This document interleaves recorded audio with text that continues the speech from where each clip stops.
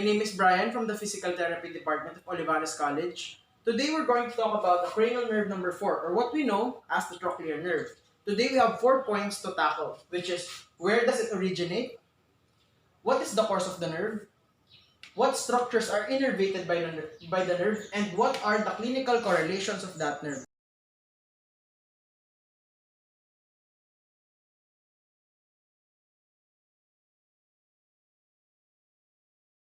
Now we're going to talk about where the trochlear nerve originates. So let's imagine that this is your brainstem.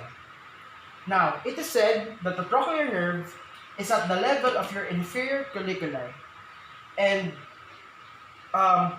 it is at the side of your cerebral aqueduct. So, to picture that, we need to look at it at a bigger picture or a closer look at it.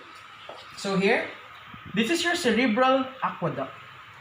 And right beside the cerebral aqueduct is the periaqueductal gray matter. Beside that structure is where your trochlear nerve nucleus is located. The back is your inferior colliculi. The inferior colliculi is responsible for the reflexive head-eye movements that responds to auditory stimulus, which the superior one, or the upper colliculus, is responsible for some kind of visual stimulus. So what's important about knowing this is that whenever the trochlear nerve leaves the midbrain, it crosses. What we know now is that the cranial nerve number 4, the trochlear nerve, originates from the trochlear nucleus, which is right beside the cerebral aqueduct and the periaqueductal gray matter.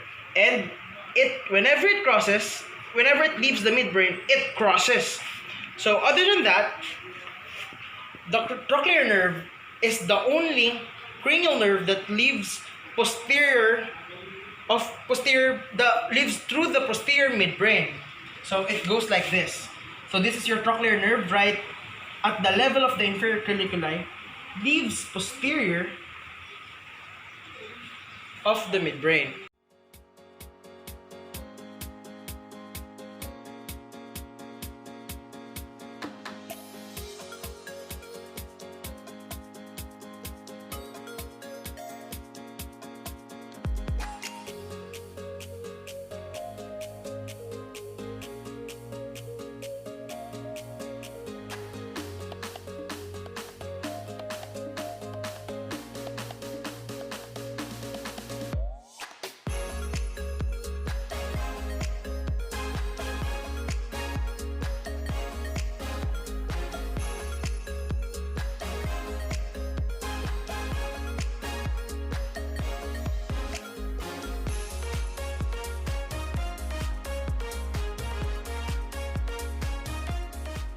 What is the course of the trochlear nerve?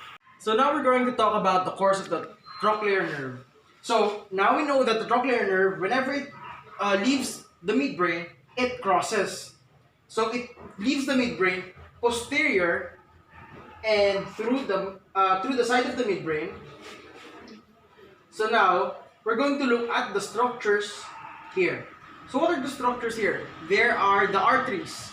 So right about here, there are 2 arteries going up and then combining together to give rise to the basilar nerve, and the basilar nerve gives rise,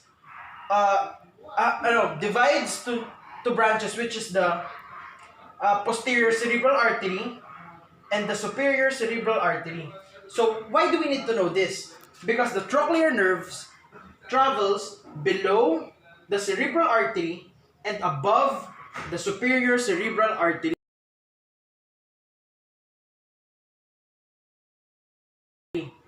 So it travels continuously, or it continues to travel anteriorly, transversing anteriorly, until reaching this structure called the cavernous sinus. So what are these? So this is the posterior cranial fossa, middle cranial fossa, and anterior cranial fossa. So the cavernous sinus is a dural structure. As the trochlear nerve travels within the cavernous sinus, it travels with the oculomotor nerve, abducens, and the maxillary and ophthalmic branches of the trigeminal nerve. And after it travels through the cavernous sinus, at the very end of it, it will enter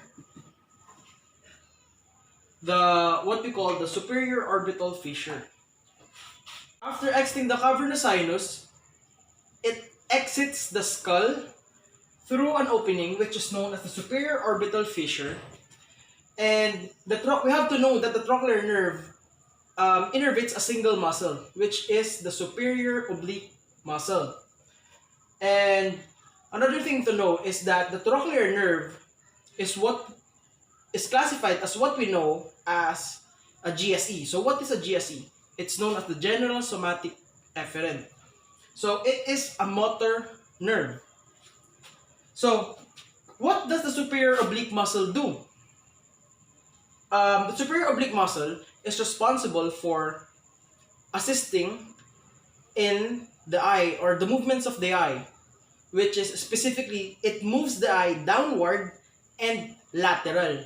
Knowing that the trochlear nerve innervates the superior oblique muscle, we have to know what movement or how does the movement of the superior oblique muscle do.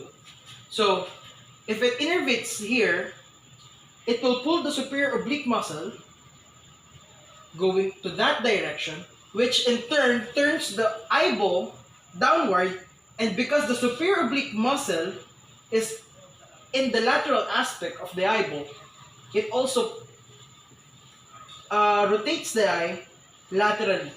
So right now, the eyeball, imagine this, the eyeball, and this is your superior oblique muscle. If it pulls going there, it automatically pulls the eyeball upward.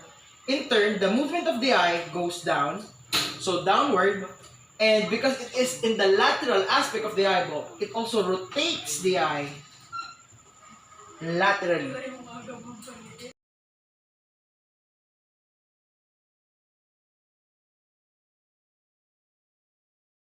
Way to memorize on how cranial nerves support your eye.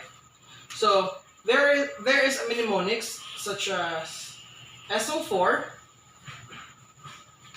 LR6, and ATR3. So this stands for the superior oblique that is served by the cranial nerve 4, lateral rectus, which is served by the cranial nerve 6, and all of the rest, all of the muscles in your eye is supported by your third cranial nerve. Let's talk about the clinical correlations of the cranial nerve number 4. So this is the picture or diagram of how your cranial nerve or what your cranial nerve looks like. You can see it exiting through the posterior midbrain, going to the side and entering the cavernous sinus and exiting to the superior orbital fissure. Then innervates the superior oblique muscle. So what happens if the cranial nerve number 4 has a condition called a cranial nerve 4 palsy? Instead of going downward and lateral, the eyeball would go upward and medially as seen in the picture. Most patients will develop some kind of head tilting to compensate. So the special test for this is called the Bilchowski test. For a positive result, the patient would lean on the opposite side to compensate for the double vision caused by the cranial nerve 4 palsy.